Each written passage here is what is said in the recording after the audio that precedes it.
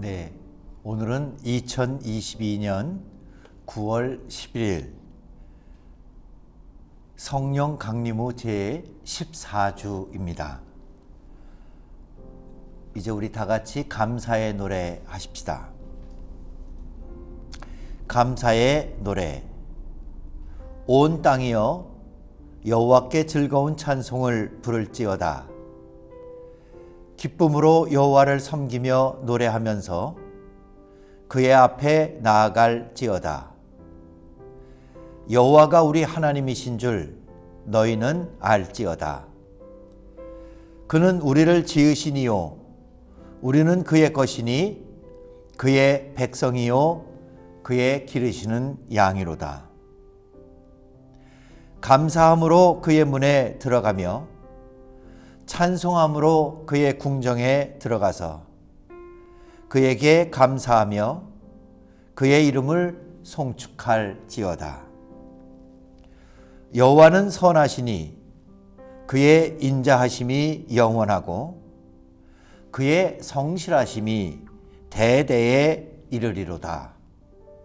시편 100편 1절로 5절 말씀.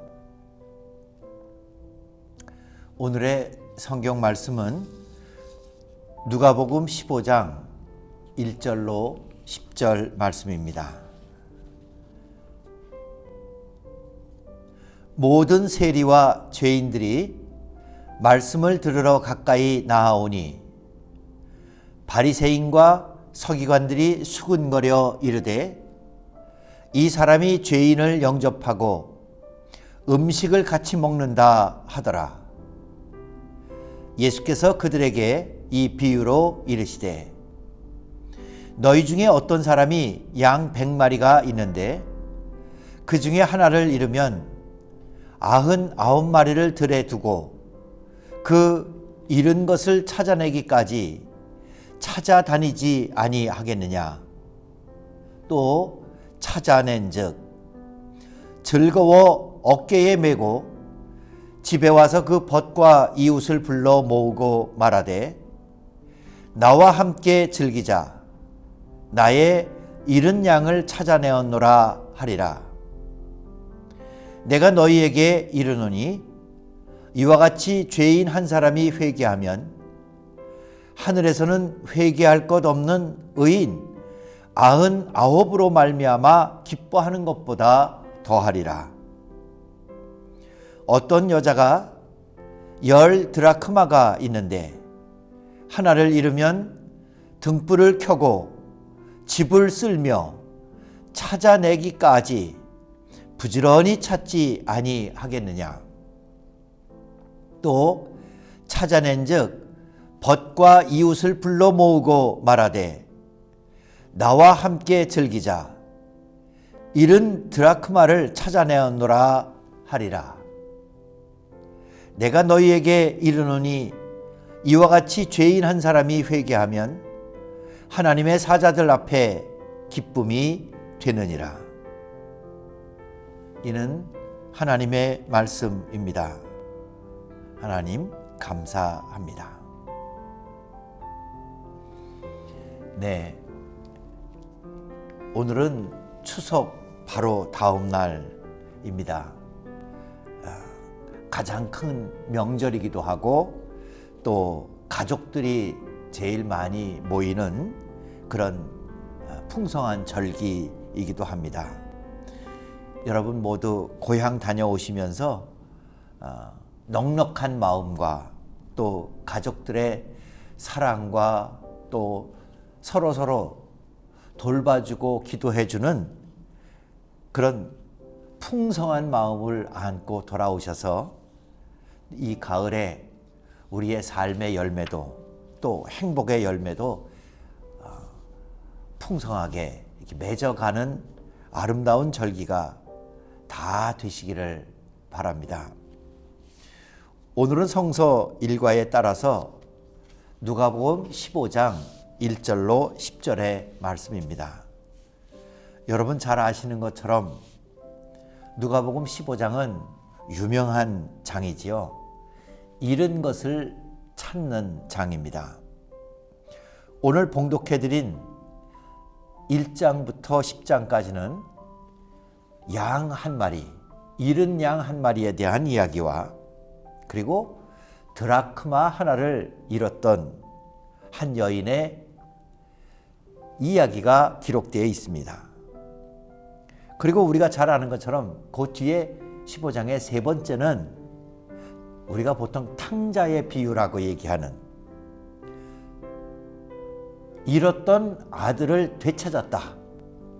그러니 내가 온 동네를 다 초청해서 내가 기쁨으로 잔치를 해도 이 기쁨을 어떻게 다 표현할 수가 없다. 그런 아버지의 마음과 아버지의 기쁨을 탕자의 비유라고 하는 것으로 기록하고 있습니다. 이 세 가지, 잃었던 것을 다시 되찾은 그런 주인 혹은 목자 아버지의 심정을 누가복음 15장은 기록하고 있습니다. 그런데 제일 먼저 이 누가복음 15장에서 기억해야 할 것은 예수님이 이 비유를 누구에게 어떤 상황에서 말씀하셨는가 하는 겁니다. 오늘 봉독해드린 1절, 2절에 아주 간략하지만 정확하게 기록되어 있습니다. 1절에 보면 모든 세리와 죄인들이 말씀을 들으러 가까이 나아오니, 예수님이 말씀 전하실 때 주변에 세리와 죄인들이 이렇게 모여들어서 그 사람들도 예수님의 말씀을 들으려고 했습니다.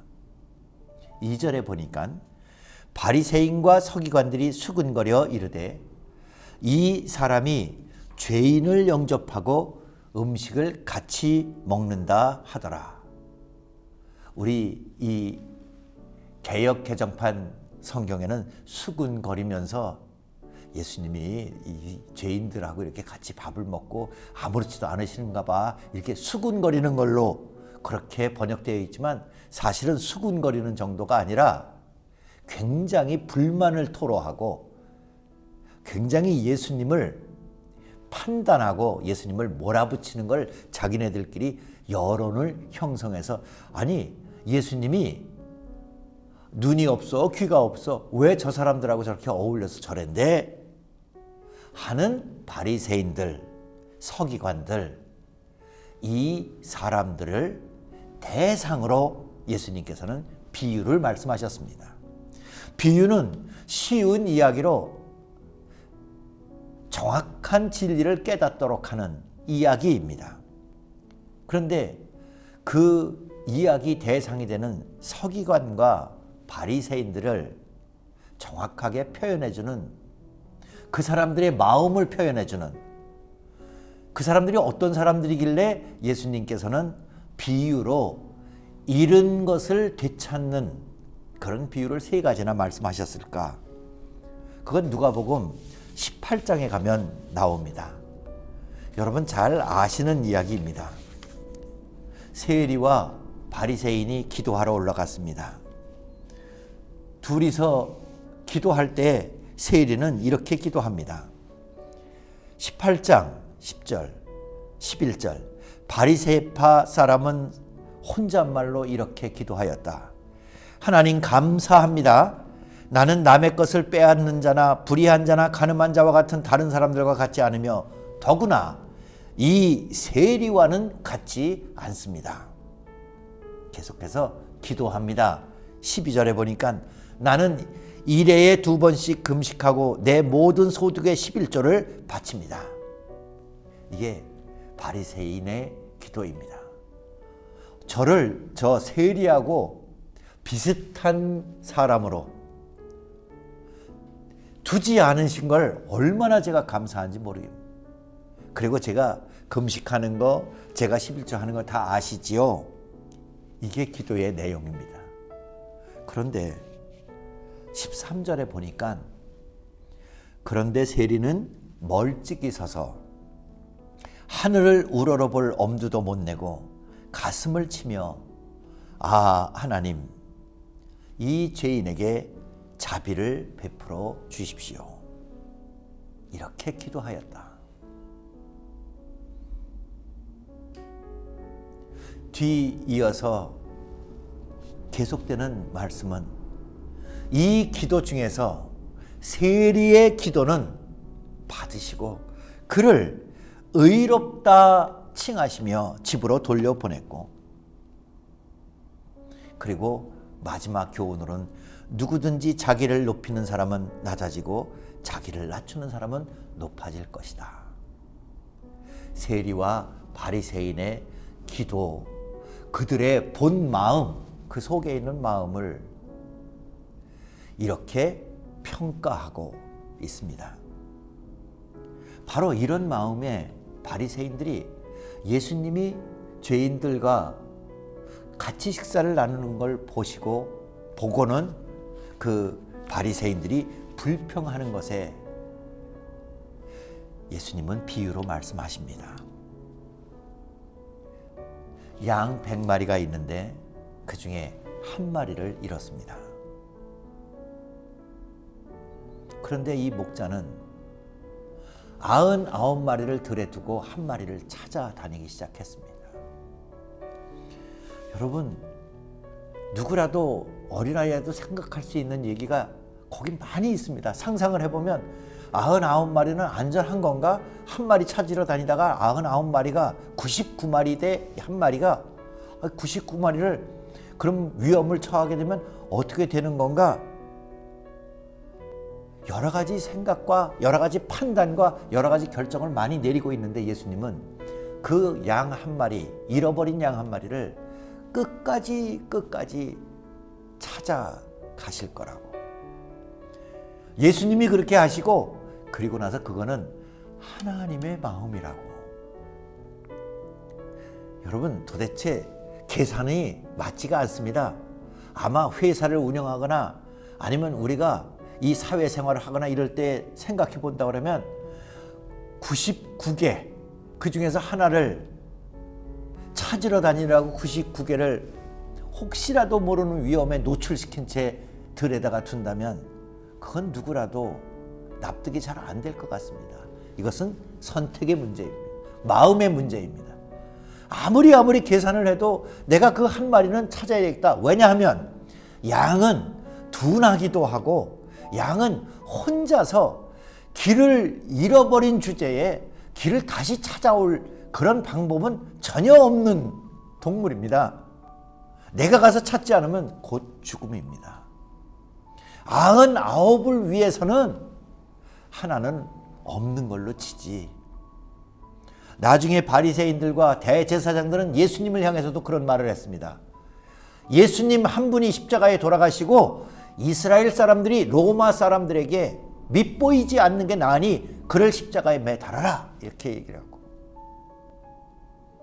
바리새인들의 계산은 정확하고 그거는 경제적이고 그것은 세상에서는 절대 손해보지 않는 그런 계산일지 모르지만 마음은 아닌 것 같습니다. 하나님의 마음과 소통하는 일은 아닌 것 같습니다. 예수님은 바리새인들이 하는 계산과 어울리지 않게 한 마리를 끝까지 찾는다고 하셨습니다. 여러분, 또 이상한 얘기 하나 더 있지요. 그 양을 찾아가지고 와서는 동네 사람들을 다 불러서 내가 이 잃은 거를 찾았으니 얼마나 좋은지 모르겠다. 그리고서는 거의 초청한 사람들을 대접하려면 아마 양 한 마리는 잡아야 됐을 겁니다. 이게 도대체 경제적인 논리와 계산으로는 맞지 않는. 그런데 잃었다가 찾은 것, 그것 속에는 99개가 있으니까 하나 잃어버린 거는 어쩔 수 없지 뭐. 세상에는 그런 일도 있는 거야. 없는 걸로 치지. 어쩔 수 없지. 그게 다 인간이 살아가는 현실이야. 이렇게 덮어두지 않고 예수님은 끝까지 찾는다고 했습니다. 여러분, 그 양 한 마리가 아들이라면 어떡하겠습니까?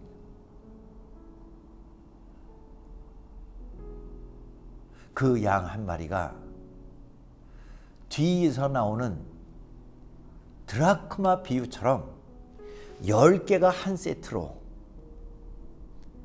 결혼 기념으로다가 준 10개 중에 하나라면 그것도 안 찾겠습니까? 계속해서 우리가 탕자의 비유로 나가는 두 아들 중에서 한 아들이라면 없는 셈 치고 안 보는 게 낫고 자꾸 생각하면 아까우니까 그냥 있는 거 생각하자. 마음을 그렇게 내 뜻대로 내가 결정한 대로 결심한 대로 갈 수 있을까요?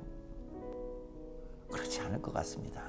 아들이라면 내 사랑과 신뢰와 내 가정에 약속을 담고 있는 상징이라면, 그리고 그 양 한 마리는 99대 1이 아니라 주인이 내가 아니면 저 양은 없는 셈 치는 게 아니라 없어질 게 틀림없습니다. 점점 밤이 깊어지고 점점 위험에 노출되면, 그리고 나서 예수님께서는 제일 마지막에 이런 말씀을 하십니다. 이렇게 아무런 회개할 것이 없는 그런 의인 99명보다 죄인 한 명이 회개하는 것에 대해서 천국에서는 엄청 기쁨이, 천사들과 함께 기뻐하는 그 기쁨이 크고 크리라. 회개라는 단어를 쓰십니다. 이 회개라는 단어는 특별히 우리가 보통 소극적인 의미의 잘못한 것을 뉘우치고 잘못한 것을 깨닫고 잘못한 것을 인정하고 그리고 그것을 마음 아파하고 그런 소극적인 의미의 회개에 머물지는 않습니다. 잘못한 걸 알기 때문에 이 잘못한 대가를 치르고 이 잘못을 내가 짊어지고 살라고 하니까 너무 힘들고 이 잘못을 벗어던지지도 못하고 내 인생은 어쩔 수 없이 이렇고 어쩔 수 없이 가난하고 어쩔 수 없이 병들고, 그런 식으로 회개는 내가 깨닫고 인정하는 데서 끝나지 않고, 회개는 적극적인 의미로는 죄에서 돌이켜서 내가 그 죄로 말미암아 좌절하고 주저앉지 않고 하나님께서는 이 죄를 이길 수 있게 하실 거다. 하나님께서는 이 죄를 깨끗게 하실 거다. 하나님께서는 죄를 심판하시고 그리고 당신의 구원과 생명을 주실 것이다. 나는 죄로 좌절하고 주저앉고 어쩔 수 없고 그리고 그저 내가 실수한 걸로 그냥 평생 안고 살아야지, 그 폐쇄적인 죄의 사고 속에 있다면 예수께서는 회개하라 천국이 가까이 왔느니라 하시면서 죄의 한계를 뚫고 나갈 수 있도록 우리를 거듭나게 하시며 생명을 허락하십니다. 죄의 그 무거운 것을 어쩔 수 없는 거고 내가 저지른 일이고 그냥 이거는 평생 다른 방법은 없는 거니까 하고 주저앉는 게 아니라 그것을 하나님께서는 벗어던지고 하나님의 능력과 은혜와 하나님의 가능성으로 나아갈 수 있도록 돌아서게 하시고 그쪽 방향으로 가까이 갈 수 있도록 하는 것, 그것을 회개라고 적극적인 의미를 얘기합니다. 내 중심성에서 하나님 중심으로, 그리고 죄에 대한 후회에서 죄를 이기고 새 생명을 얻을 수 있는 거듭남으로 우리의 영혼을 하나님과 연결할 수 있는 그런 새로운 창조의 역사입니다. 회개는 죄의 후회만 얘기하지 않고 죄를 이길 수 있도록 하는 하나님의 사랑과 은혜와 능력을 믿고 나아가는 것입니다. 그래서 오늘 잃었던 거는 없었던 걸로 치지 하는 게 아니라 잃었던 거를 끝까지 찾으시는 하나님. 여러분, 그 잃은 양이 나라면 어떻겠습니까? 99마리를 두고 나를 찾아오신다면 그 하나님을 향해서 내 마음을 돌이키고 내 삶을 그 방향으로 가야 하지 않겠습니까? 회개는 내가 잃은 양에서 하나님 앞에 발견되고 그 품으로 돌아가는 99명이 뭐라고 그래도 하나님께서 나를 끝까지 찾아주신 것에 대한 믿음의 고백이요 간증입니다. 그 하나님이 나를 구원하시고 기뻐하시는 것에 우리의 심령도 함께 기쁨으로 화답할 수 있는 예배의 믿음, 그리고 축복의 믿음, 구원의 믿음이 다 되기를 소원합니다. 이제는 우리 주 예수 그리스도의 은혜와 하늘아버지의 극진하신 사랑과 성령의 감동 교통하심이 주님이 아끼는 한 사람 한 사람 가운데 영원토록 함께 하옵시기를 축원하옵나이다. 아멘.